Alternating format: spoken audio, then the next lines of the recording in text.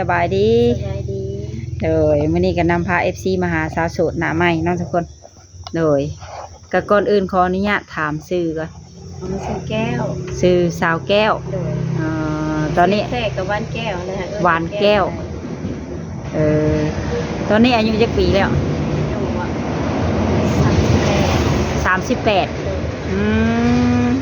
3838ก็ยังผู้จบผู้งามเนาะผ่านมานี่เขาเคยแต่งงแต่งงานแล้วบ่เคยมีลูกน้ำกันบ่มีรวมกันผู้นึงจักปีแล้วตอนนี้ลูกบ่แม่นประมาณ17-18อยู่เพื่อนกันนี่บ่หรือว่าไปหาเงินเมืองไทยไม่ยิ่งหรือผู้ชายนี่กำลังเป็นชาวเนาะแม่ก็เป็นชาวฉันเลยกับน้องเลยแล้วคือไม่นี่ออกมาเปิดใจกระแตโสดมานี่ได้จักปีแล้วหรือว่ากระแตคนแรกประมาณปีป่าหาก็เลิกกันได้ปีปลายอย่าข่าวซอง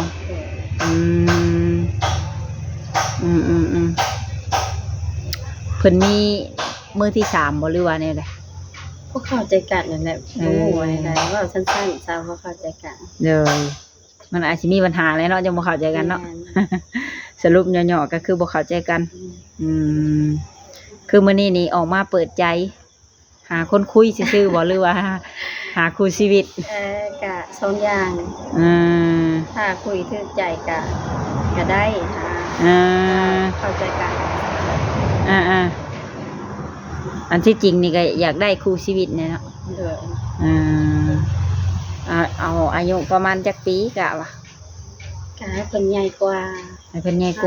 50ลงมาเอาไปนะเอา50ลงมาโดยลาวไทยหรือว่าต่างประเทศเรียกว่าเนาะถ้าต่างประเทศก็ดีนะแบบจะได้ทางไกลแน่นะโดยทางเจ้านี่สามารถไปอยู่น้ำเพิ่นได้บ่ก็ถ้าว่าเอากันก่อนคุยกันก่อนนะก็ยังตัดสินใจบ่ได้สมมุติคุยกันเข้าใจก็ได้คันคุยกันเบิ่งแล้วก็สามารถฝากชีวิตไว้ได้ก็ไปนำเนาะต้องเบิ่งกันไปก่อนคันเบิ่งแล้วบ่เป็นตาเฮาก็บ่สามารถไปได้เนาะก็บ่แม่นว่าเลือกเนาะก็บ่ได้เลิกก็ยังให้กว่าเก่านะชีวิตดีขึ้นกระเทินว่าเฮาได้เฮาผ่านตัวนั้นมาแล้วเด้สิ่งที่แบบย่ำแย่มาแล้วก็ยังให้ดีขึ้นแม่เฮาผ่านมาหลายอย่างเลยเนาะจะเลือกอีกรอบก็อยากได้ดีกว่าเก่าแน่สิบ่มีปัญหาบ่กับลูกเฮาคันว่าเฮาสิสร้างครอบครัวใหม่คือสิบ่มีปัญหาดอกลูกก็เข้าใจเนาะก็ตอนนี้เพิ่นก็ยังบ่เข้าแล้วแม่บ่ทันได้ล้มก็ไปเด้อเด้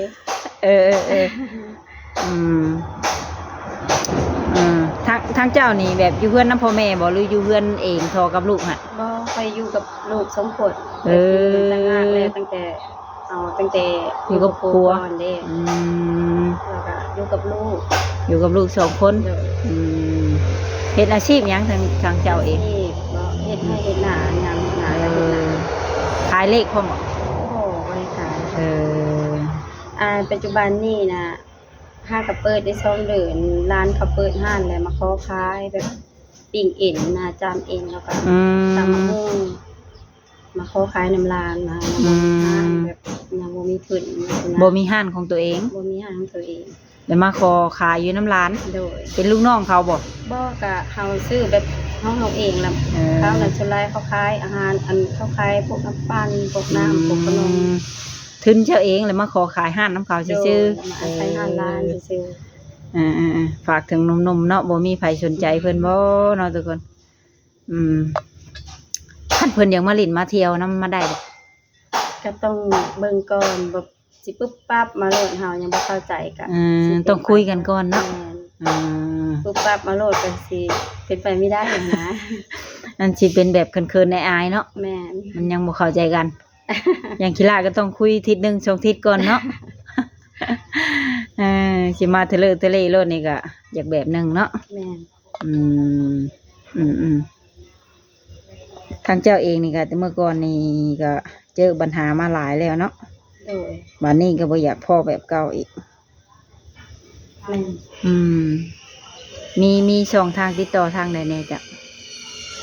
ติดต่อ ลินแต่ Facebook บ่หรือว่าแนวใด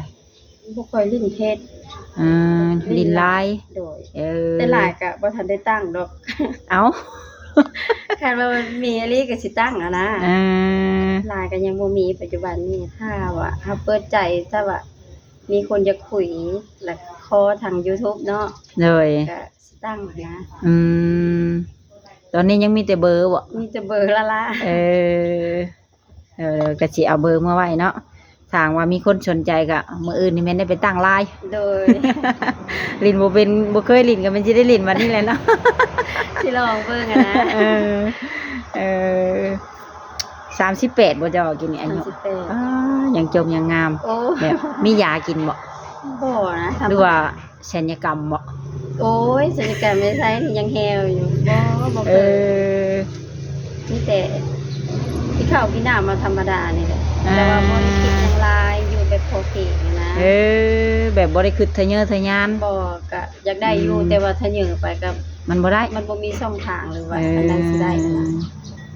ก็เลยอยู่แบบ ก็เลยอยู่แบบสบายๆดีกว่า โดย อืม ปีแล้วนี่เฮ็ดอยู่บ่นา เฮ็ด เออ ทุกปีหนาค่ะ หย่ากันกับสามีแล้วก็เฮ็ดน้ำไผบัด มีลูกมีหลานเลย เออ ยามอันนั้นแหละก็เขามาซอยนะ เออ เขามาไทย เบิ่งกันเนาะ แม่ เออ ก็หนาก็บ่ค่อยหลายเฮ็ดช่องซัมเมอร์ก็แล้วอันนี้นะ เออได้จะกระสอบแต่ละปี ปีนี้น่ะได้ประมาณ39ชอบนี่แหละรถปั่นนะ อืม บ่ค่อยหลาย เรือกินจำนั้นกับสองคนเนาะ เด้อ เนาะ แต่ว่าอย่าขาย คันขายอะไรรถไว้ แม่น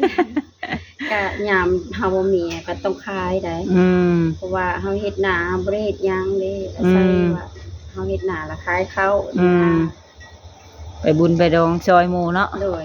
บ่มีก็ได้บีได้แบ่ง เมื่อกี้นี่แห้งลายวังเดือน4นี่ อ่า จนหมดเลยเข้า งานนั่นงานนี่ซอยกันไปพี่น้องเนาะ เออตามชุดนี่50,000วันน้อยเด้อเนาะ บ่แม่นเลย50บาท ใช่เห็นบ่ บอนใกล้ๆนี่น่ะ3ลงมา อ๋อ 2ลงมาแสนลงมา50ถ้าไก่นี่ อ่า 50เป็นไก่ อ่า ถ้า2นี่คือบ่ได้เลย3แสนขึ้นไปถ้ามีบัตรนะ บัตรเชิญ โดย อืมเดือน4นี่ถือว่ารอดวุดวิดเนาะ ร้อยโอ้ยรถก็พอแห้ง อืม อีหลาอีเหลอไป อืมแล้วคนแถวบ้านนี่บ่มีบ่คนมาจีบเจ้า บ่มีได้ เออ บ่มีเลยคนในบ้านบ่ค่อยมีคนผู้หังผู้ใหม่ในกอมัน มีแต่เป็นคู่กันเนาะ แม่น อืม เอาสิไปน่าก็ย่างมีปัญหาเขาเนาะ อืม บ่สนดีกว่า แม่นอย่างมันบ้านใกล้กันเนาะ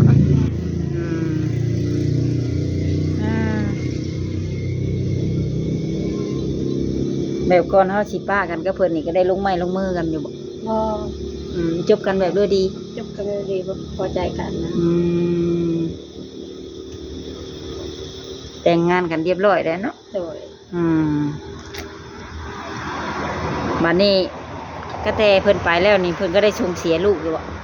แต่ก่อนน่ะส่งอยู่ เอ ดี อ บ่ได้พอ เออยังแต่เจ้าสู่คนเดียวเนาะ ถูก เป็นแม่เลี้ยงเดียว แม่ อ่าเข้าโรงเรียนบ่ลูกหรือออกแล้ว เข้า อืมโอ้เจ้านี่ก็ถือว่าเก่งเติบเนาะผู้ชงเสริมลูกเรียนแน่ ก็ลูกก็เข้าบ่พอใส่เงินคือลูก เออ พอได้พอรอดนะ แบบบ่คุ้มเพื่อยปานใดอืม ถ้าคุ้มเคยก็คือบ่รอดแล้วคือลูกเพิ่น อ่าบ่ทางเจ้านี่ก็แบบบ่มักไปแบบสังคมแบบปะทุงปาร์ตี้ไปนี่ยังบ่ได้ไปแล้วเนาะ ปาร์ตี้น่ะบ่ได้ไปบ่ฮู้ว่าปาร์ตี้ถ้าว่า เออ ดองวันนั่นแบบว่าไปเลยหมู่โซนเอาก้อนเอิ้นชื่ออิหยังน่ะออกอยู่ แบบระวงสามัคคี ก็บ่ปฏิเสธเออ ไปอยู่แบบนั้นถ้าว่าไปเที่ยวมันบ่ได้เคยไป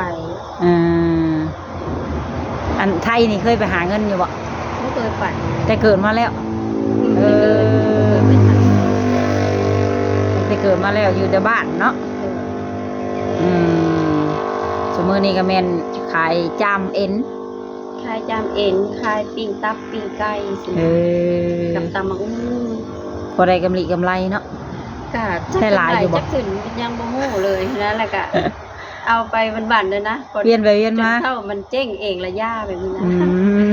กาเฮาก็ยังบ่ฮู้เนาะมัน อืม พากระเปิดนี่เด้ มันจับจุดบ่ได้เนาะ จับจุดบ่ได้ ถ้ามันผ่านไปซิงเพิ่งบ่ทันสิฮู้ว่าได้บ่ อ่า ถ้าบ่ได้ก็คือเลิกนะ อืมบัดนี้ถ้าสิสร้างครอบครัวใหม่นี่เจ้ามักคนนิสัยใจคอประเภทแบบใด ไม่ใช่ใจขอเพราะว่า อ่า ก็อยากได้แบบใจเย็นใจดีนะแบบ อ๋อ ให้มันดีกว่าแบบดีกว่าแต่เก่าว่าซั่น อ่า ๆเพราะว่าคนใจดี อืม คนแบบ นิสัยผู้ใหญ่ เฮาได้ อืมเจ้าสะดวกคุยนี่เวลาประมาณเท่าไหร่กะวะหรือว่าเบิดมือเบิดเว้นเลย ก็ บ่ ประมาณตอนแหลงนั่นแหละเพราะ โอ้ ว่าคันก็เงินก็บางทีเฮาขายเครื่องก็บ่แม่นว่าสิขายดีเนาะหากว่าปั๊บเพิ่นโทรมาเพิ่นหาบัดขายของซาสินะ อืม แล้วก็ ยังบ่สะดวกเนาะ แล้วก็บ่สะดวก คือเวลาที่สะดวกนี่แม่นกลางคืน แม่นกลางคืนนี่เฮาสิว่างเด้ อืมเลยตอนกลางเว้นนี่เพิ่นสิขายเครื่องทุกคนเลย แล้วทางเจ้าเองนี่จะเป็นคนแบบใดเป็นคนเงียบๆบ่ ก็บ่ได้เงียบปานเลยประมาณปานกลาง มักม่วนอยู่ เออทางว่าเพิ่นนัดให้ไปลินไปเที่ยวฝั่งไทยนี่ไปได้บ่เที่ยวหมกไหม ก็ได้อยู่ เออ ก็ต้องให้มีคนพาไปเด้ โอ้ ไม่เคยไปจักเทื่อ อืมไปนี่จักเจ้าสิย่านเพิ่นจักเพิ่นสิย่านเจ้าเนาะ ว่านั่นแหละ เออ ว่าทางยังบ่อันนั้นเลย เออคิดอยู่แล้วเนาะเพิ่นสิทกท้องบ่หรือ ทางแล้วกูบ่าวก็คิดย่านทั้งพี่ก็คิดย่านอยู่แหละเพิ่นละแวงกัน ถ้าว่ามีหนุ่มๆติดใจหรือว่ามักฮักเข้านี่เจ้าสิคุยดนบ่จังสิตัดสินใจแต่งงาน กะเบิ่งๆกันไปก่อนสิโดนแน่ อืม เบิ่งแบบว่า ให้มันรอบคอบกว่าแต่เก่านะ อืม ทางมาเราก็เจอแล้วนะ คือว่าบ่อยากให้มันผิดพลาดอีกเนาะ อยากให้บ่ให้อยากผิดพลาดอยาก อ่า อยากให้มันแบบ แน่ แน่ๆซะ ๆเออ บ่อยากหลายเธอนะ บ่อยากคันหลายเทื่อหลายแล้วก็เป็นขี้ปากชาวบ้านนั่นแหละเนาะคันเทื่อหนึ่งเทื่อสองนี่ยังพอว่าอยู่แต่หาก ค ก็ นก็เยอะได้ดีเนาะ แต่ว่าเฮ็ดจังได๋ล่ะ คือเฮาสิก็บ่อยากเป็นแม่ห้างนางหมายเนาะมันหลีกเลี่ยงบ่ได้เฮาก็ว่าดีที่สุดแล้วเนาะในเมื่อมันมาถึงจุดหนึ่งมันอิ่มตัวพ่อแหละเนาะมันก็ไปเองทางไปทางมันทางที่เฮาก็บ่อยากให้มันเกิดแหละเนาะเลยก็มีหยังอยากฝากถึงหนุ่มๆอยู่ว่าสมมุติเป็นนางเบิ่งอยู่ โอ้ยมีเตยเนาะ เออ มีพลาดนี่เด้อพลาดนี่เด้อ เลย ว่าก็บ่เป็นจ้ะ เลย บ่เคย บ่เคยเนาะอายกล้องในกับบ้านนั่นบ้าน เนื้อฟักโตในเด้อหนุ่ม เลย ๆเห็นว่า บ่มักบ่ฮักอะเขามาทักลมก็ได้เนาะ เป็นหมู่เป็นเพื่อนกันได้ แม่ เป็นหยัง ก็บ่ถึงขั้นแต่ว่ามาถ้ามักอย่างเดียวเนาะ แม่ มาลึกมาเคยกันไว้ก็ได้คือกัน แม่ ทางเพิ่นก็บ่ได้รังเกียจทุกคนเลยชื่อเนี่ยไหนก็เจ้าน่ะก็ลืม ซื้อแก้วก็ได้ ชื่อสาวแก้วทุกคนเลย38 ปียังอ้อๆอยู่เลย ก็โอเคสำหรับทุกคนสำหรับคลิปนี้ก็สิได้ขอจบคลิปไว้เพียงเท่านี้ถ้าหากว่ามี FC ท่านใดให้มาเป็นธุระให้มาเป็นสะพานให้ก็แม่นสิได้มาใหม่เองมื้อหน้าเนาะ เออ โดยสำหรับมื้อนี้สบายดี สบายดี โดย